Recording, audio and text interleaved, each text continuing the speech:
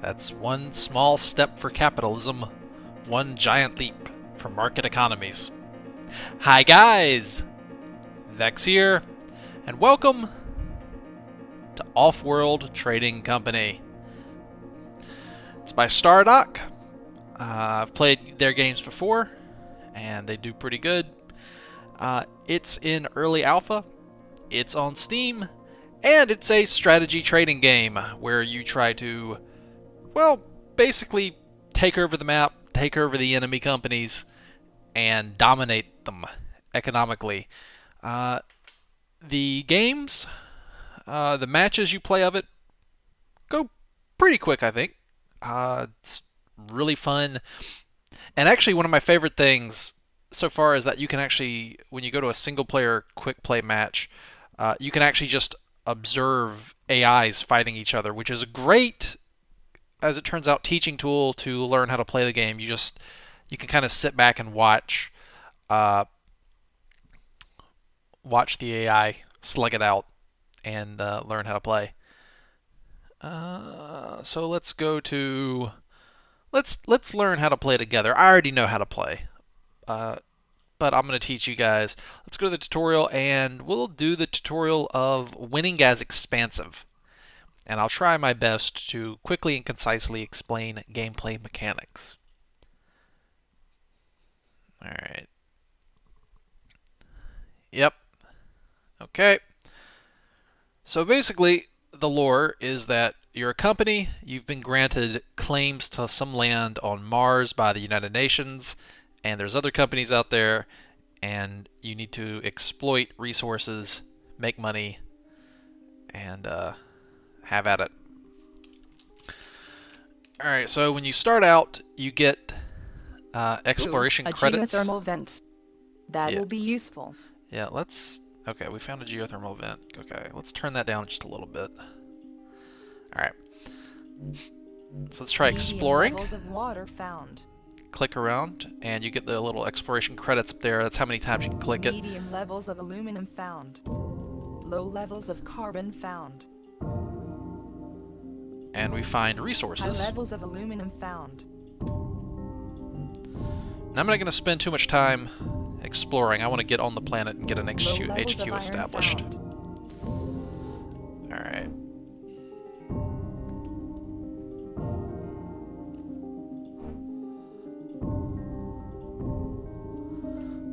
Let's see. I'm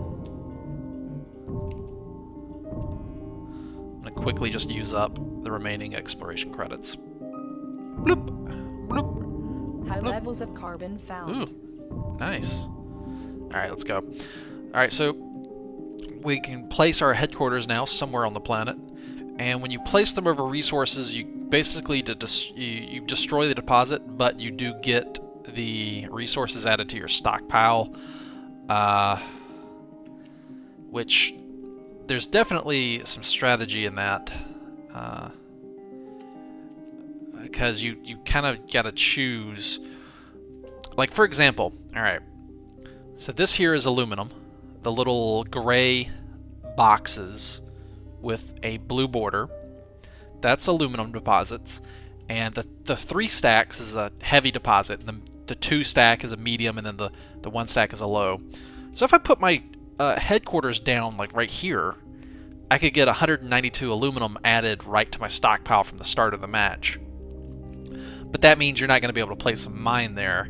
But if I wanted to, like if I wanted to corner the aluminum market, I could do something shady, like stick my headquarters down on this deposit, or maybe like this deposit, and then put the mine, my starting mine on, like, say the triple stack over there, like use my headquarters to get that stack off the map, and then steal that one away with a mine, and basically try to have a monopoly on efficient aluminum production. So from the very start of the game, there is strategy in how you go and place down your headquarters. But since this is a tutorial, I'm just going to go stick it down here. Let's actually try that strategy. Can I get... what's the best way to do this? Right here, maybe? And I told you the game was an alpha, and alpha game just crashed on me. But that's okay, because, well, it's in testing. stuff like that happens. So it's a fresh map, but I'm still going to try to use the same strategy. These little light lit up blobs here, potential deposits, you click on them to scout them. Now, I saw something. This is actually a great chance to show something else off. It's right up here, I saw something really cool. And that is a dual deposit of water. That's actually really good. Medium levels of iron found. Let's see. I might settle over here. But right here, that's aluminum and iron, which will both be mined by a mining site. And for only one building, you can get 2 separate resources. Even though they're lower deposit, that kind of efficiency of knocking out levels of water found. Both resources with just one building, that's very helpful. So that's worth settling for maybe a lower amount if you just can get both of them. Alright, well, I'm going to go ahead and land on the planet with my HQ. There's another dual deposit, but there are 2 different types of extractors, so you can only choose one there. That's iron and silicon. There's a geothermal vent. That'll probably be my first priority, is to grab that. Carbon. Like, the best thing I could find is maybe like... Ooh, hello, what is that? Ow. Carbon and aluminum, 2 different types of minerals that take 2 different extractors. High levels of iron found. My dream thing would be like a dual deposit of iron and aluminum, and then a dual deposit of carbon and silicon. And just put down 2 mining camps of either type there, and get water too. I think I'm going to go for the west area here, and I'm just going to put my headquarters down right here and grab some of this. Preliminary scans agree this is a great primary location for our new investment. Okay. You can count on us. So I'm going to slow the game speed down. So here's my headquarters. And at this point, the game, at first it might appear complicated. It's actually really, really simple. You come over here and look at the resources, and my headquarters is draining water, food, and oxygen. So I probably want to get, and we will start draining power shortly here. Probably want to start generating all these things and be self-sufficient.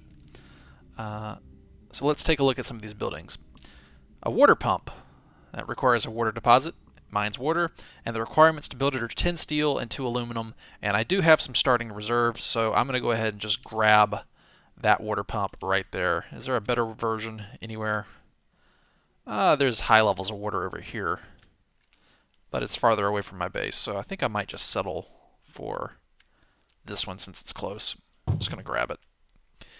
Now, I also would like to bring in some aluminum and iron. So I'm going to cover here a metal mine. It mines aluminum or iron, so I'm going to grab that, and I'm going to put it right here on this thing that mines both, and grab that double deposit. That's cool. So now we're going to have incomes of water and iron and aluminum. Now we're going to need some food, and the food... This hydroponic farm drains water to make food. Now as you can see here, we're taking energy, but we don't have like batteries or anything, so we're constantly draining energy down. And we're actually going into debt. Now I can pay that, and that drains out some of my funds. So you kind of got to watch out for your debt if you're buying resources. You can go into debt really fast. Energy at the start of the game is a big culprit. So now we're bringing in water, iron, aluminum. Let's get self-sufficient. We're going to want to do an electrolysis reactor here that consumes water to make fuel and oxygen. I guess we could also put one of these down. I've yet to actually see a dry ice deposit. I haven't seen one of those on a map yet, so I haven't had the occasion to build one of those. But I'm going to go ahead and build one of these. Now this can be built anywhere, so I'm just going to put it down. Now, if you connect it to, if I build it like out here, transport ships will have to take resources from my headquarters to it to supply it, and then they'll have to take it back, like how that transport ship right there is taking water from the mine to my headquarters. So, but if you build it in contact with your headquarters like this, the resources transfer directly in. Which is why I'm actually going to build another aluminum mine. I'm going to put it right there. It's going to get an adjacency bonus by being the same type as this tile. And it's also going to connect it up. Actually, it's anything within connected, you don't need to fly a ship out anymore. So the transfer is like instant into your base. It's kind of cool. Alright, so we're going to get oxygen and fuel in one fell swoop when this thing gets done. There we go. So now what are we hemorrhaging as far as resources? I'll pay some debt down. We need food and power still. Now I'm going to run over here. There was a geothermal vent. Geothermal's amazing. Power options. We need steel. We're missing 2 pieces of steel and we could build a geothermal plant. And since we have 30 steel, let's come over here. Let's find the steel. Here's the steel right here. We've got 28 in stock. Let's go to the plus.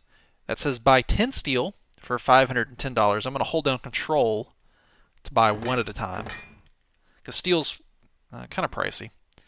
And I'm just going to build a geothermal plant on that deposit.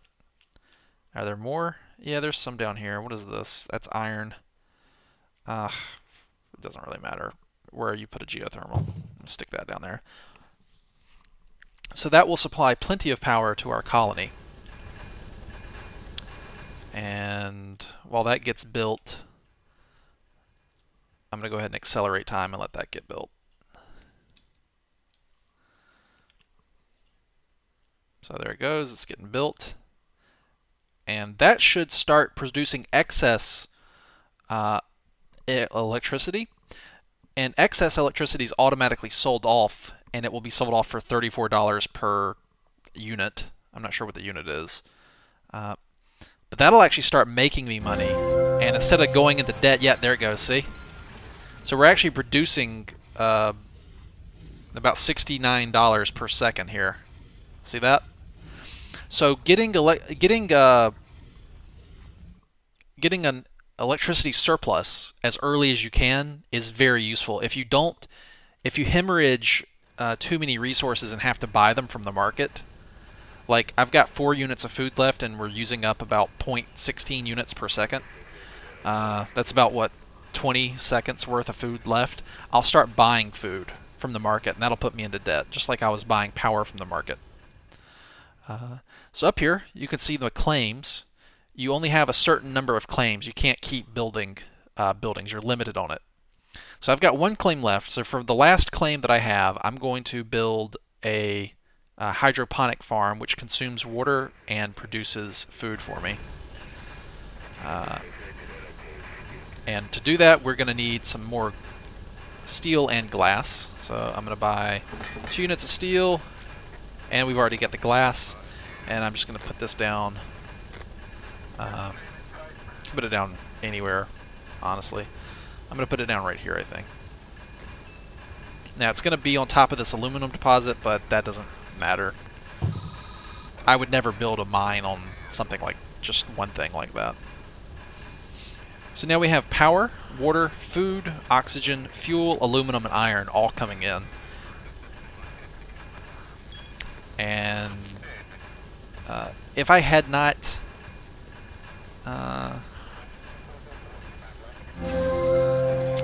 I guess I didn't need to claim this metal mine, but had I not, the enemy faction could have built a mine there, and they probably would have, because that would have blocked my adjacency bonus, and that would have been very mean of them and very smart of them to do. Now I'm only hemorrhaging a small amount of water. Alright, so you might be wondering, well, what do you do now? You're out of claims. You can't build any more buildings. You click on your headquarters and you upgrade it. Now, upgrading requires resources, and in this case we need more steel. We have aluminum and glass, so I'm just going to come over here and buy the steel to upgrade. Bloop, bloop. And I'm going to click upgrade. With each new citizen, our domination grows. Yep. So now we have, upgrading your headquarters means you get more claims. That's the main thing. So we have 5 more buildings we can make. Now, right off the bat, I need another... well, I'm tired of buying steel, so I'm going to build a steel mill that will produce steel for me. So I can stop buying the stupid stuff.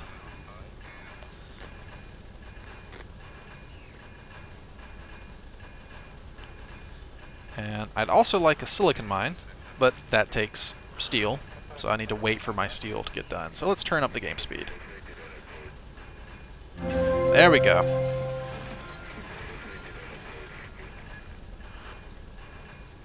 So now I'm actually producing my own steel, and I can go about my business.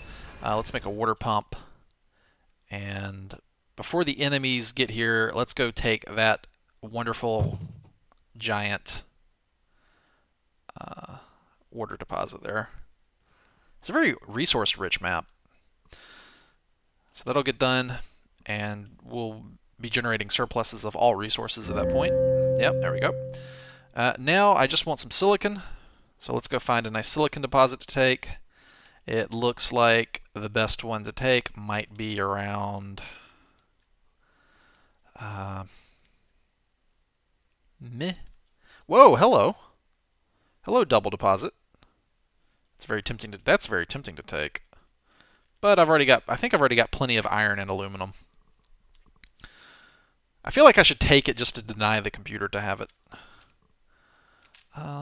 Let's grab. These. None of these are that great. I guess this is the best one to take right here. I'll grab that one. And at this point, we don't really need anything more to win this map.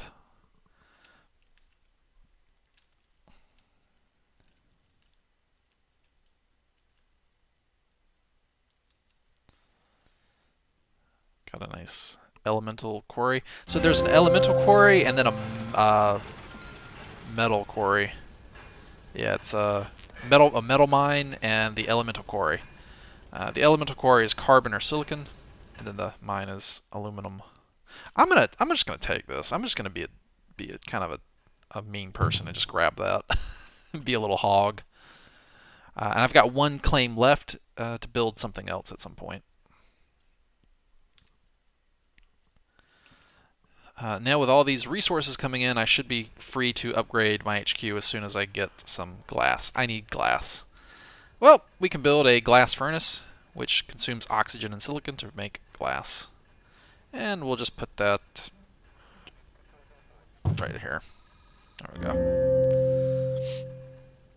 And now we should be completely self-sufficient, and I'll be able to upgrade my HQ as much as I want with all these resources coming in.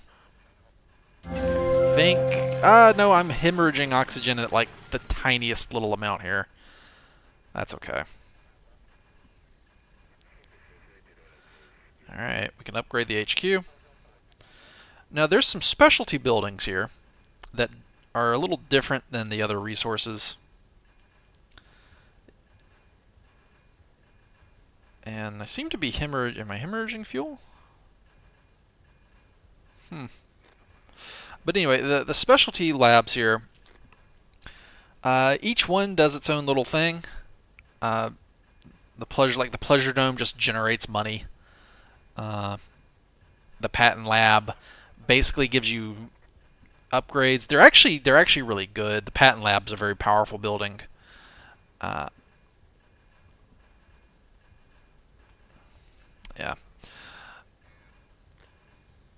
So now you might have noticed this thing at the top right up here. This is my stock price, which is indicative of the financial health of my company. If you're heavily in debt, your stock price will tank. And the objective of the game is to basically click that plus button on your enemy's tab here until you win the game. That's basically it. It lets you buy stock in their company, and once you control enough of their stock, you own their company, and they're out of the game. And the enemy will try to do the same to you. So if you notice, if I want to buy, if somebody tried to buy my stock, a share of my stock is, well, it's in units of 1,000 shares, but 1,000 shares of my stock would be 15,000 monies, while 1,000 shares of theirs is only 5,000.